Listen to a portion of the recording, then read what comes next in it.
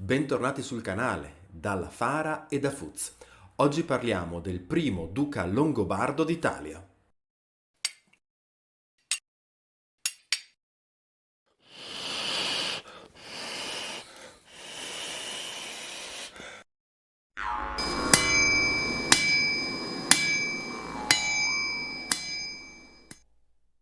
Bentornati, come sempre un ringraziamento a chi ci sostiene tramite Patreon, a chi si è abbonato qui sul canale o a chi volesse scegliere di sostenerci tramite Typee.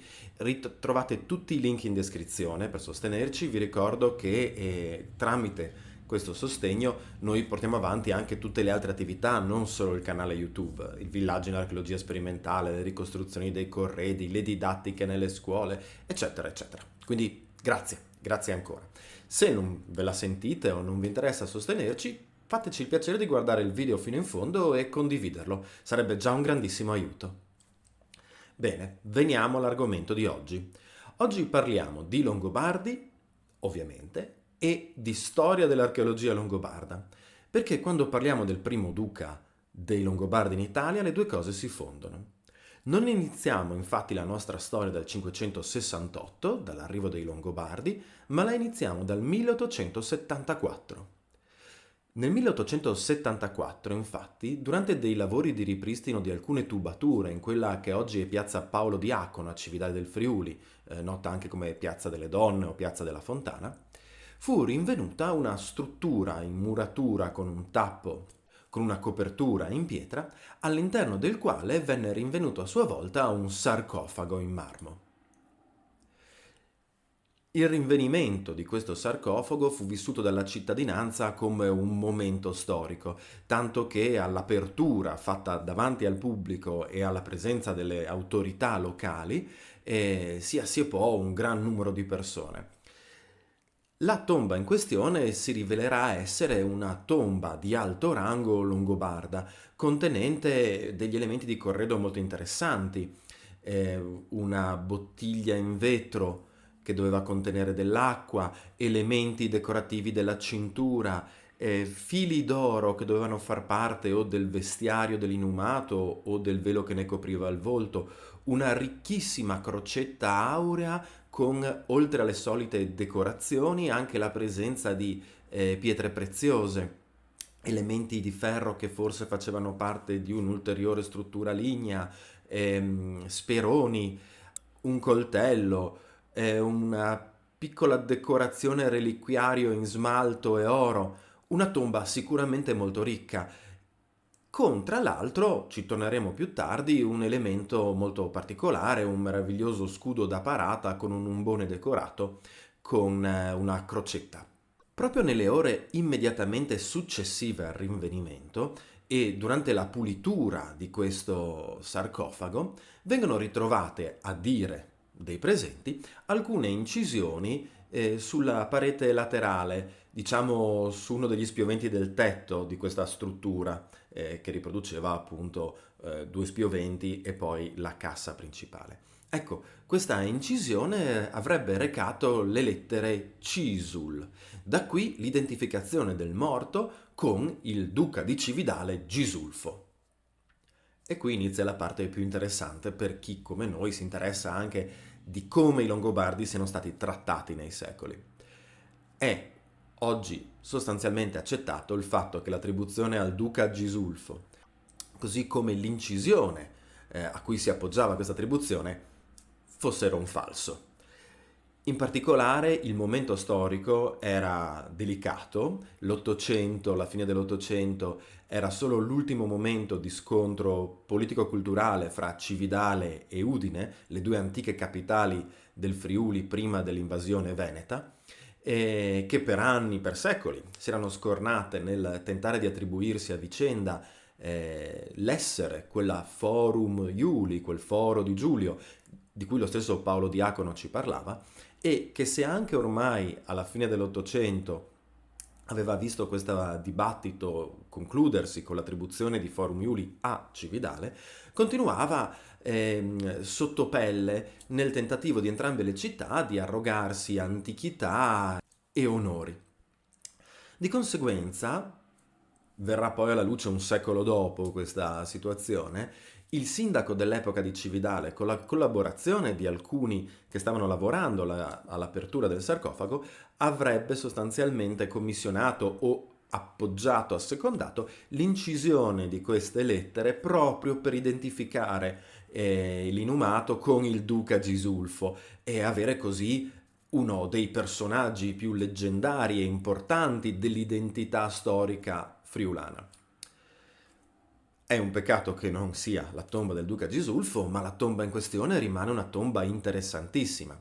Parliamo di una tomba eccezionale rispetto alle altre tombe delle necropoli cividalesi, non solo per la ricchezza del corredo, ma soprattutto per la sua collocazione. Chi ha visto i nostri altri video sa che Cividale è circondata da una corona di necropoli, Gallo, Cella, San Mauro, Santo Stefano in Pertica, Piazzale Resistenza, tutte sostanzialmente esterne alla cinta muraria originale della città.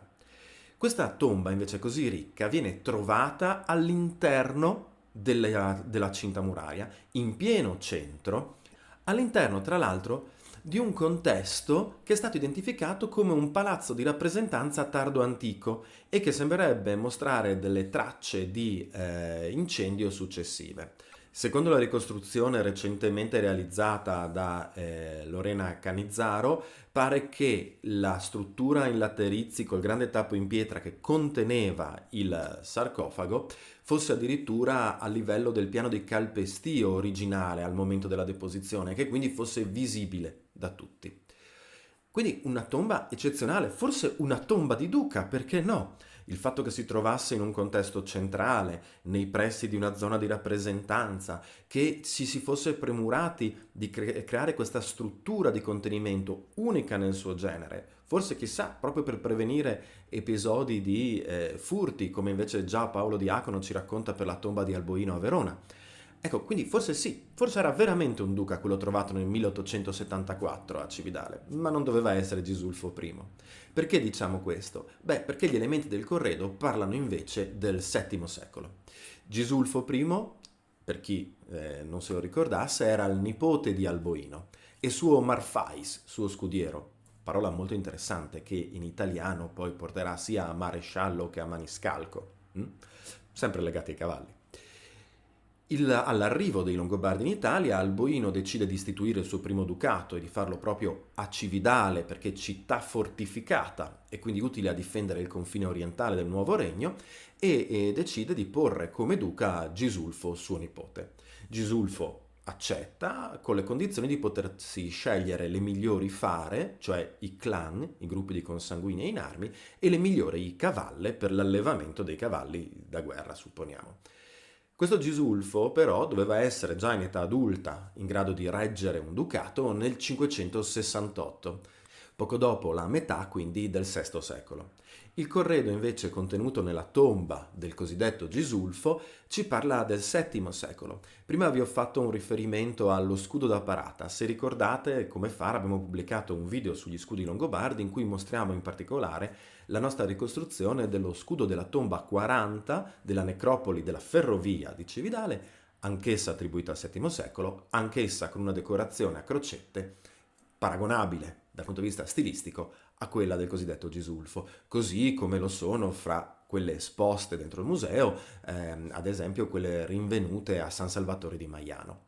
Siamo quindi di fronte a una tomba molto ricca, una tomba di VII secolo, chissà, magari di Gisulfo II, quello che morirà durante l'attacco avaro di cui abbiamo parlato recentemente e che, sempre nell'ottica della storia longobarda, in quel 1874 si confondeva con suo nonno. La narrazione univa il primo Gisulfo al secondo, l'arrivo di Alboino all'attacco avaro di diversi decenni dopo.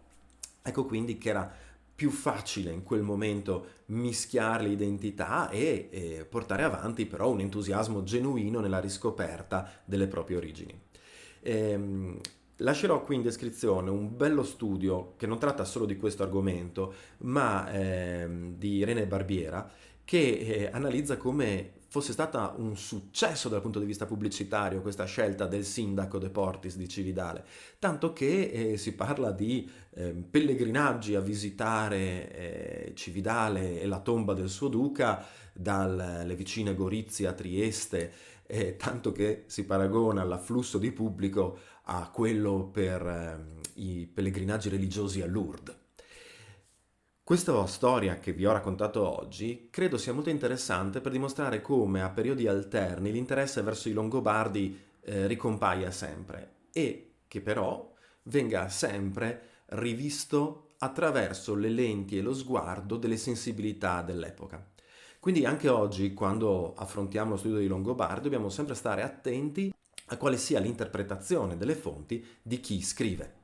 Abbiamo discusso a lungo su questo canale delle diverse visioni sulle origini dei Longobardi, che sono una versione molto più elaborata, però comunque di un punto di vista. Bene, spero che questo breve video vi abbia incuriosito. Se avete altre domande fatecelo sapere, se volete degli approfondimenti su tombe specifiche fatecelo sapere.